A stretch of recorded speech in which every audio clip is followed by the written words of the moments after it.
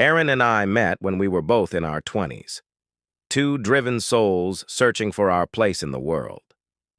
He had a quiet charm, a man whose presence demanded attention without saying much, and his calm and collected nature stood in stark contrast to my often chaotic energy. Nevertheless, it seemed that our relationship blossomed quickly, much like a fierce summer storm, passionate, overwhelming, and all-consuming. Aaron was the kind of partner who gave wholeheartedly, no matter how small, the gesture. He would slip notes into my bag, surprise me with coffee on long work days, and always listen without passing judgment when I vented about my problems. He was my anchor, the person who always seemed to know the right words when the weight of the world bore down on me. I can still picture myself walking down the aisle, seeing Aaron's face light up with a smile that seemed to carry us through any challenge in that moment. 3 years into our relationship, we got married. The ceremony was simple but beautiful, held in the same church where Aaron's parents had exchanged vows years earlier. The first few years of marriage were a dream. We created a life together full of weekend getaways. Aaron was everything I had ever wanted in a partner: kind, supportive, and dependable.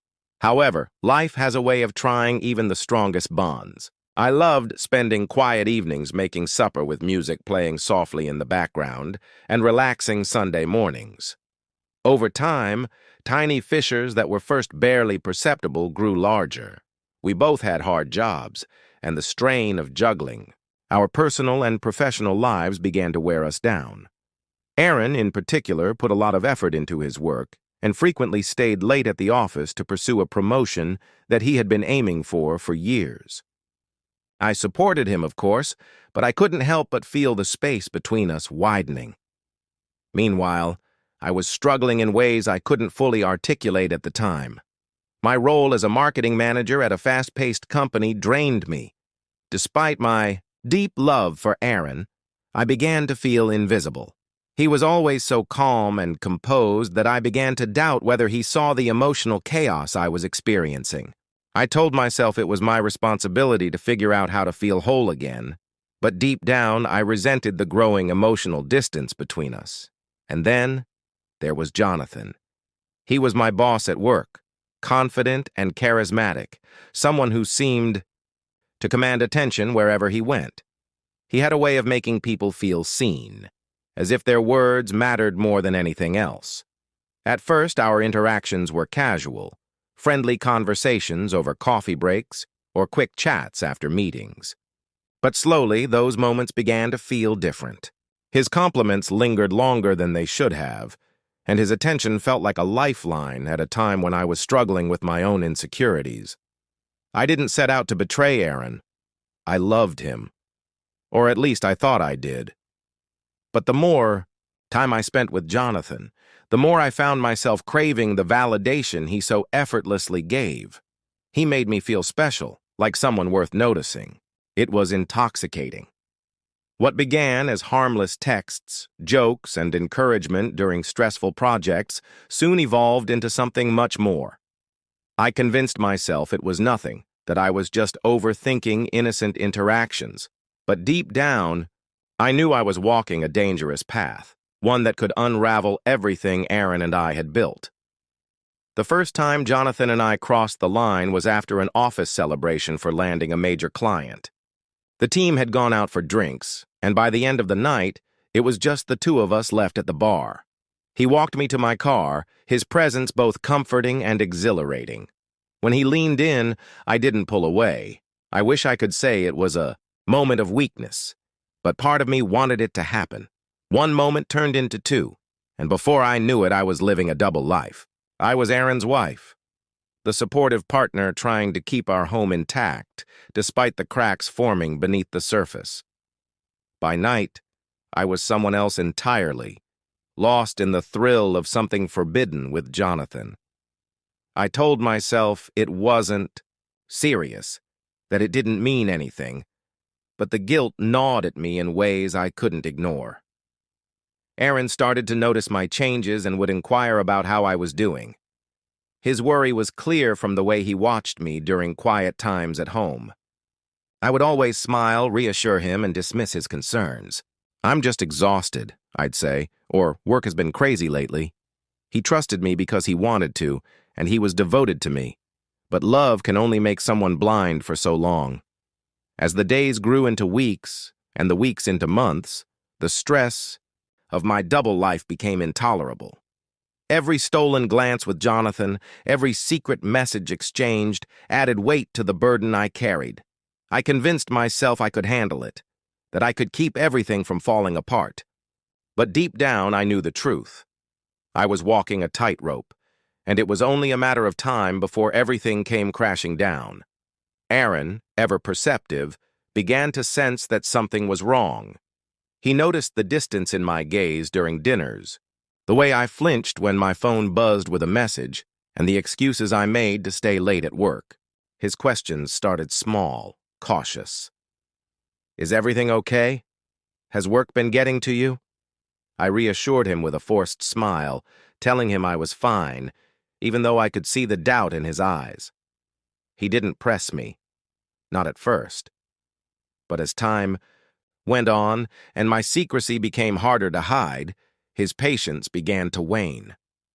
One evening, Aaron came home early from work. I didn't expect him. He had texted earlier saying he'd be late due to a client dinner. I was in the living room texting Jonathan when I heard the front door creak open. The sight of Aaron standing there holding a takeout bag in one hand and his briefcase in the other made my stomach drop.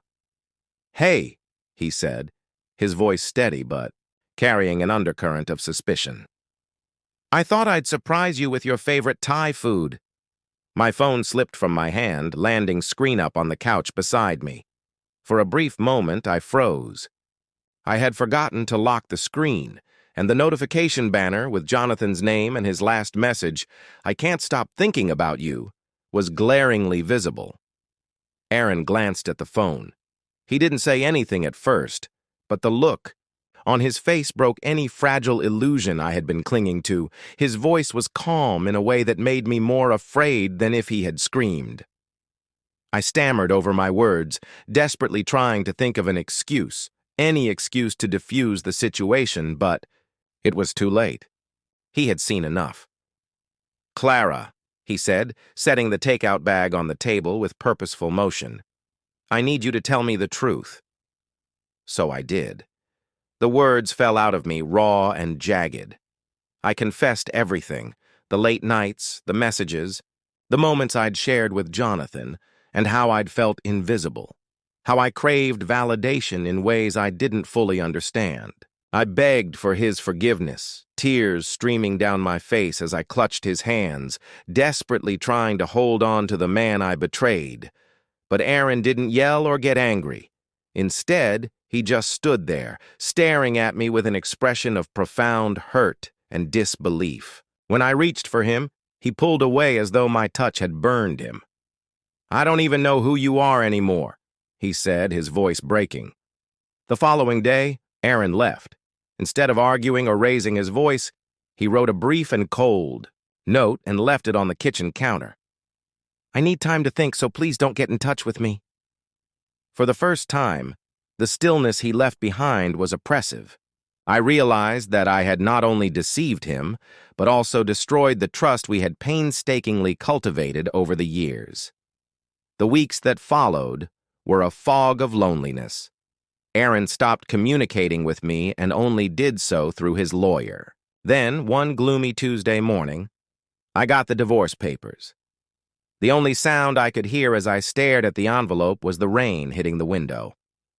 When I eventually opened it, I discovered the documents that would end our relationship. There was a brief note from Aaron that said, "I don't want to fight, just sign the papers. I only want the house and the car." I signed without hesitation, tears blurring the ink, knowing that I had no right to argue or dispute anything after what I had done. Aaron deserved peace, even if it meant my own misery. The last time I saw him was when he came to collect his things.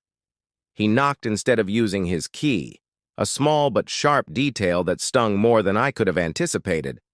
I opened the door and he entered without a word, his face impassive but distant. I watched him pack up his belongings, his clothes, books, the framed photos of us that used to hang on the walls. Each